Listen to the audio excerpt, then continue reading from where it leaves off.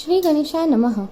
अगला अध्याय साध्य साधन आदि का विचार तथा श्रवण, कीर्तन और मनन, इन तीन साधनों की श्रेष्ठता का प्रतिपादन। व्यास जी कहते हैं, सूत जी का यह वचन सुनकर वे सब महर्षि बोले, अब आप हमें वेदांत सार सर्वस्वरूप अद्भुत शिव पुराण की कथा सुनाइए। सूत जी ने कहा, आप सब महर्षिगण रोग शोक से रहित कल्याणमय भगवान शिव का स्मरण करके पुराण प्रवर शिव पुराण की, जो वेद के सार तत्व से प्रकट हुआ है, कथा सुनिए। शिव पुराण में भक्ति, ज्ञान और वैराग्य, इन तीनों का प्रीतिपूर्वक गान किया गया है और वेदांत वेद्य सद्वस्तु का विशेष रूप से वर्णन है। इस वर्तमान कल्प में जब सृष्टि कर्म आरंभ हुआ था, उन दिनों 6 कुलों के महर्षि परस्पर वाद विवाद करते हुए कहने लगे, अमुक वस्तु सबसे उत्कृष्ट है और अमुक नहीं है। उनके इस विवाद ने अत्यंत महान रूप धारण कर लिया। तब वे सबके सब अपनी शंका के समाधान के लिए सृष्टिकर्ता अविनाशी ब्रह्मा जी के पास गए और हाथ जोड़कर विनय भरी वाणी में बोले, प्रभु, आप संपूर्ण जगत को धारण पोषण करने वाले तथा समस्त कारणों के भी कारण हैं। हम यह जानना चाहते हैं कि संपूर्ण तत्वों से परे परात्पर पुराण पुरुष कौन है।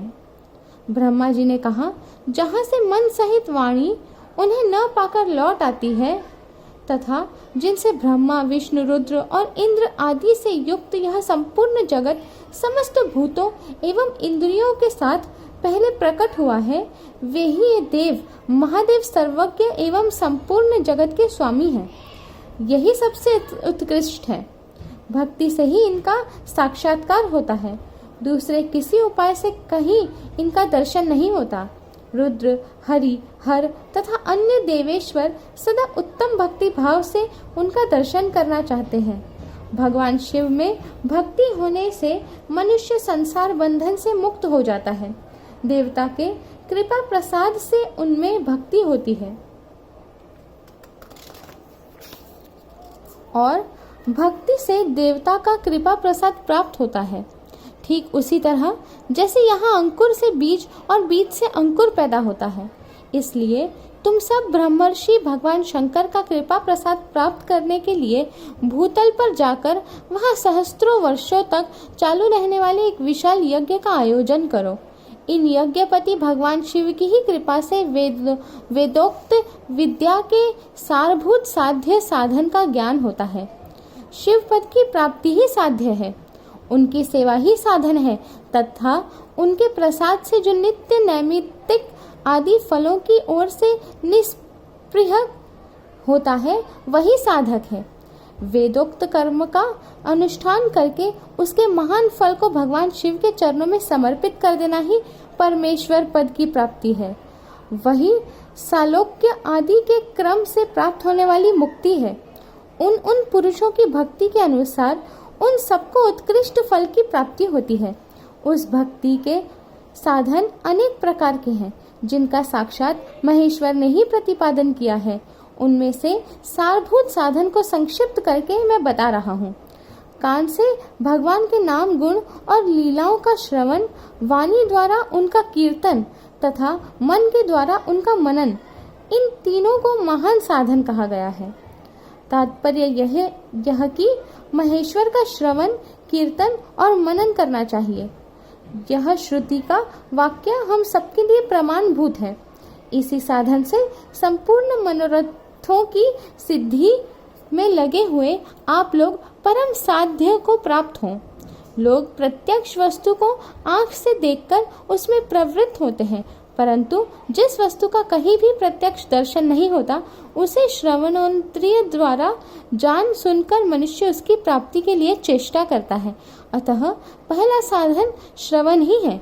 उसके द्वारा गुरु के मुख से तत्व को सुनकर श्रेष्ठ बुद्धि वाला विद्वान पुरुष अन्य साधन कीर्तन एवं मनन की सिद्धि करे।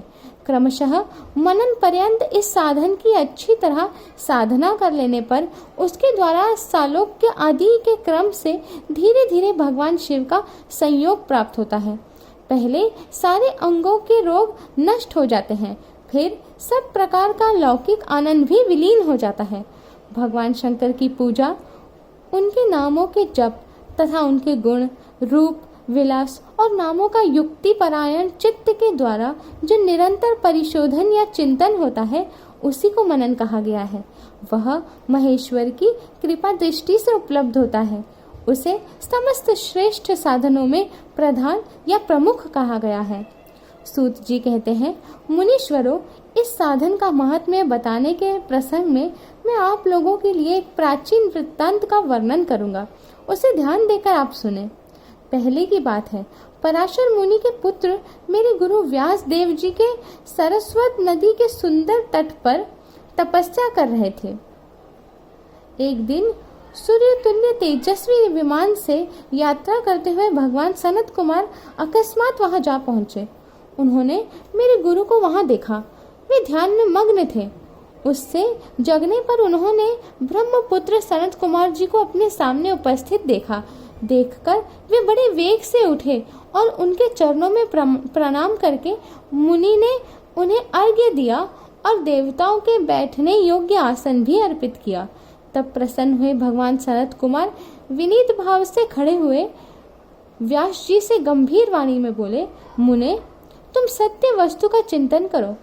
वह सत्य पदार्थ भगवान शिव ही है, जो तुम्हारे साक्षात्कार के विषय होंगे। भगवान शंकर का श्रवण, कीर्तन, मनन, ये तीन महत्तर साधन कहे गए हैं। ये तीनों ही वेद सम्मत हैं। पूर्व काल में मैं दूसरे साधनों के संभ्रम में पड़कर घूमता घामता मंदाचल पर जा पहुंचा और वहां तपस्या करने लगा। तदनंतर महेश्वर शिव की आज्ञा से भगवान नंदीकेश्वर वहां आए। उनकी मुझ पर बड़ी दया थी। वे सबके साक्षी तथा शिव गणों के स्वामी भगवान नंदीकेश्वर मुझे स्नेह पूर्वक मुक्ति का उत्तम साधन बताते हुए बोले, भगवान शंकर का श्रवण, कीर्तन और मनन, ये तीनों साधन वेद सम्मत हैं और मुक्ति के साक्षात कारण हैं। यह बात स्वयं भगवान शिव ने मुझसे कही है। अतः ब्राह्मण, तुम श्रवण आदि तीनों साधनों की ही अनुष्ठान करो।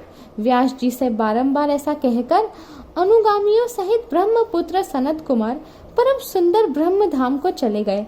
इस प्रकार पूर्व काल के इस उत्तम वृत्तांत का मैंने संक्षेप में वर्णन किया है।